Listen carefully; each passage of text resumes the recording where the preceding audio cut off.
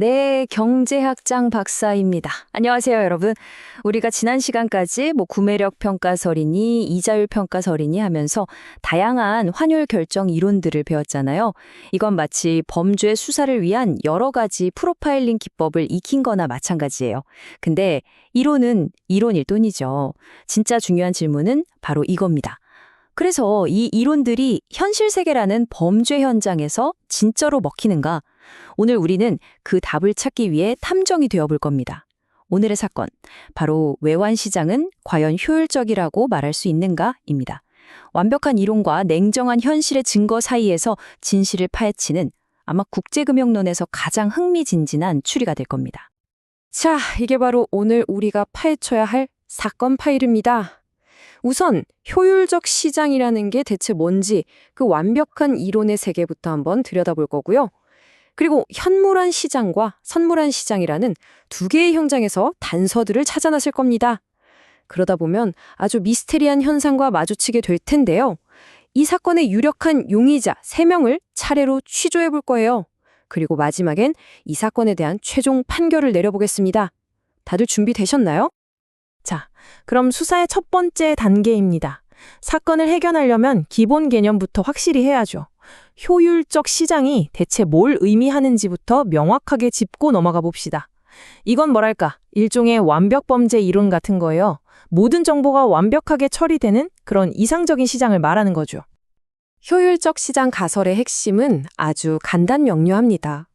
세상에 공개된 모든 정보는 이미 자산 가격에 즉각적으로 그리고 완벽하게 다 녹아들어가 있다는 거죠. 이게 무슨 뜻일까요? 한마디로 말해서 나만 아는 비밀 정보가 없는 한 그 누구도 꾸준하게 시장 평균을 뛰어넘는 초과 수익을 올릴 수는 없다는 겁니다. 왜냐? 모두가 똑같은 정보를 가지고 있으니까요. 시장을 이긴다는 건 불가능하다는 아주 강력한 이론입니다. 자, 우리 탐정팀, 이제 첫 번째 증거를 찾으러 현장으로 가보겠습니다. 바로 현물환 시장이에요.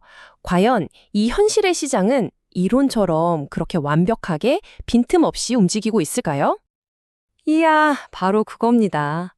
아주 예리한 질문이에요. 교수님, 그래서 진짜로요? 정말 현물한 시장에서는 초과 수익을 못 보는 게 맞아요? 경제학자들은 이런 질문에 그냥 네, 그렇습니다 하고 넘어가지 않아요. 수학이라는 아주 날카로운 도구를 가지고 직접 검증에 들어갑니다. 어떻게 하는지 한번 같이 보시죠. 자, 이 수식 10-1을 한번 크게 볼까요? 복잡해 보인다고요? 전혀 그렇지 않아요. 아주 간단합니다. 여기 RT 플러스 1은 T 플러스 1 시점, 그러니까 미래의 투자 수익률을 뜻하고요. 이 T는 오늘 환율, 이 T 플러스 1은 내일 환율이에요. 즉, 오늘따라를 샀다가 내일 팔았을 때 얼마나 벌었나 이걸 나타내는 식입니다. 만약 시장이 정말로 효율적이라면 이 수익률의 평균값은 뭐가 되어야 할까요? 그렇죠. 0이 되어야 합니다. 어쩌다 한 번은 돈을 딸 수 있어도 길게 보면 평균적으로는 본전이어야 한다는 뜻이죠. 그런데 말입니다. 이 표 10-1을 좀 보시죠. 이게 바로 이 사건의 첫 번째 미스터리입니다. 이 표는 필터 규칙 같은 아주 간단한 거래 규칙을 따랐을 때 수익률이 어떻게 나오는지를 보여주는데요. 여기 숫자들 좀 보세요. 5.6%, 8.2%, 심지어 15.1%까지. 분명히 초과 수익이 떡하니 존재합니다. 이론대로라면 거의 0에 가까워야 할 수익률이 버젓이 플러스로 나와 있는 거예요. 오라? 이론과 현실이 맞지 않는 첫 번째 단서가 발견됐습니다. 사건은 이제 더 깊은 위궁 속으로 빠져듭니다. 현물한 시장이 뭔가 좀 수상적이었다면 선물한 시장은 아예 대놓고 알리바이가 맞질 않아요. 여기서부터가 진짜 미스터리의 시작입니다. 이론의 세계에서는요, 선물환율이라는 게 미래를 보여주는 수정구슬 같은 역할을 해야 합니다. 예를 들어서 오늘 결정된 3개월 뒤 원달러 선물환율은 시장에 있는 모든 똑똑한 사람들이 머리를 맞대고 예측한 3개월 뒤 실제 원달러 현물환율의 가장 정확한 값이어야 한다는 거죠. 바로 이 수식 10-3이 그 수정구슬 이론을 수학적으로 표현한 겁니다. 아주 깔끔하죠? FNT, 그러니까 현재 시점의 선물 환율은 미래 현물 환율의 기대값, 즉 EFT 플러스 1과 같아야 한다. 그 어떤 편견이나 오차도 없는 완벽한 예측이어야 한다는 말입니다. 하지만 여기서 결정적인 반전이 일어납니다. 수많은 연구 결과, 특히 1984년에 노벨상 수상자인 유진 파마 교수가 밝혀낸 사실은 정말 충격적이었어요. 선물환율은 미래 현물환율에 대한 불편 예측치가 아니다. 쉽게 말해서 우리의 그 수정구술이 미래를 제대로 못 맞춘다는 겁니다. 아니 교수님, 시장에 그렇게 똑똑한 사람들이 많은데 왜 예측이 틀리는 거죠? 바로 그겁니다. 그 이유를 밝혀내는 게 바로 우리 탐정들의 임무 아니겠습니까? 자, 그럼 이 미스터리를 설명할 수 있는 유력한 용의자 3명을 용의선상에 올리겠습니다. 첫 번째 용의자, 위험 프리미엄. 두 번째, 합리적 거품. 그리고 세 번째, 패소와 문제입니다. 지금부터 한 명씩 아주 철저하게 신문해 보도록 하죠. 첫 번째 용의자, 위험 프리미엄입니다. 이건 뭐랑 비슷하냐면 현상금 사냥꾼 같은 거예요. 여러분이 만약 영화 스타워즈에 나오는 현상금 사냥꾼이라고 상상해 보세요. 동네 불량배 잡는 쉬운 임무랑 다스베이더 같은 엄청 위험한 목표물을 잡는 임무랑 똑같은 돈을 받으려고 할까요? 절대 아니죠. 위험한 임무에는 당연히 추가 보상, 즉 위험 프리미엄을 요구할 겁니다. 외환 시장도 똑같아요. 투자자들은 변동성이 커서 위험한 통화를 보유하는 대가로 추가적인 보상을 요구한다는 거죠. 그리고 이 수식 10-5가 그 주장을 아주 명확하게 보여줍니다. 아까 그 깔끔했던 수식에 없던 녀석이 하나 딱 달라붙었죠. 바로 RP, 리스크 프리미엄입니다. 이제 선물환율 FT는 단순히 미래 환율의 예측치가 아니라 미래 예측치 더하기 위험에 대한 보상이 되는 겁니다. 이 현상금 때문에 예측이 계속해서 빗나갔을 수 있다는 거죠. 아주 그럴듯한 주장이에요. 두 번째 용의자는 합리적 거품입니다. 여러분, 인터넷에서 막 불타는 집안에서 개가 태연하게 커피를 마시면서 괜찮아 라고 말하는 짤 다들 아시죠? 그게 바로 합리적 거품을 설명하는 완벽한 비유예요.